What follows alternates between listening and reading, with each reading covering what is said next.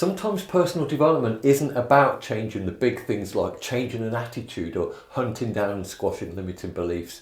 The small things can be just as important as the big things, because when you think about it, a small change when magnified by time becomes a really big change. Today we're looking at communication, but only a very small part of communication. Now, you might have heard psychologists say that when we communicate in a face-to-face situation, the words that we speak only account for 7% of the message, which is a very small amount. 55% of that message is conveyed in our body language and the way that we present ourselves.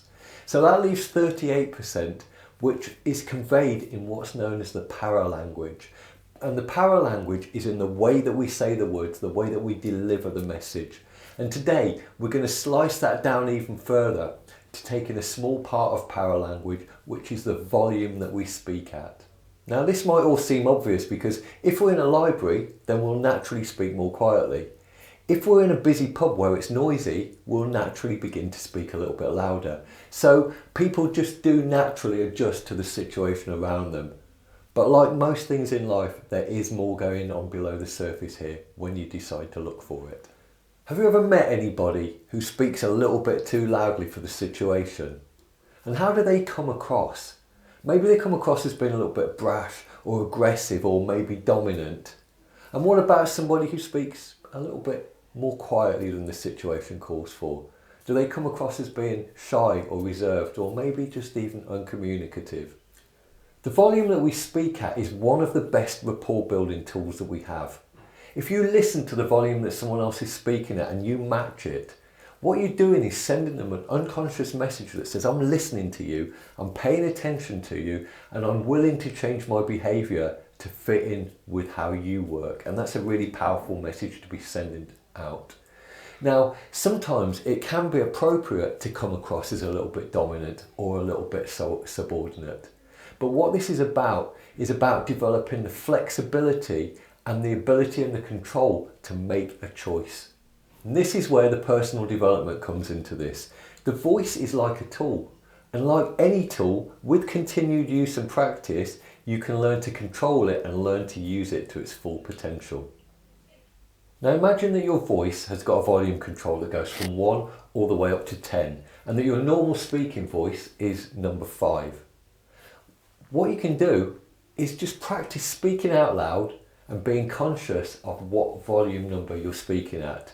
So for example, you could be walking around the house, be in the kitchen when there's no one around, or even be in the shower, and just start speaking out random words, random sentences, and be conscious of the volume. So I might be walking around saying, okay, I'm talking my normal speaking voice, which is volume 5, and I can see the cat looking for some food. And now I'm going to start to speak a little bit louder, so I've now gone up to volume 6, and then I'll take that even louder up to volume 7, and then I'll become a little bit quieter, and I'll perhaps take that down to a number 4, or a number 3, or a number 2, and all the way down to a number 1. And as you're doing this, you notice what it feels like to be speaking at those different volumes.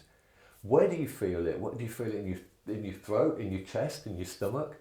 And what does it feel like? How does it feel differently when you're at volume number 7 to when you're at volume number 2? And what you're doing is you're building up awareness and listening to the volume that you're speaking at and noticing how that feels at the same time. The more that you do this, it begins to feel incredibly empowering to know that you have control over something that you've previously taken for granted. When you're with other people, start to pay attention to the volume that they're speaking at and be aware of how that changes your perception of them as they vary the volume of their voice. How do you interpret when people are speaking quietly? How do you interpret when people are speaking loudly? And you can draw from that if that's how you're interpreting it, that's probably how other people are interpreting you based on the volume of your voice. There's a huge amount of information that's conveyed in the volume that we speak at. It's always been there, but up to this point you might not have been aware of it. And what you're beginning to do is to tune into an area of communication that most people don't even know exists. I wonder what other benefits you'll notice as you continue to think about something as simple as how loudly or quietly you speak.